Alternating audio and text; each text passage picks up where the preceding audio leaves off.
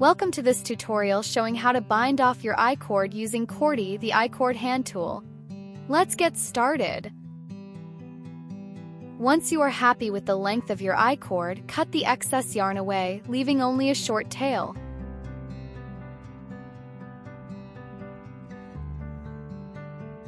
Position the I-cord below the latches as you would normally do.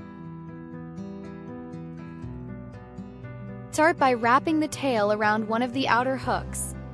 Then pull the outer loop over the hook, closing the latch in the process. Finally, pull the tail all the way through the stitch. Then repeat the same steps for the middle hook.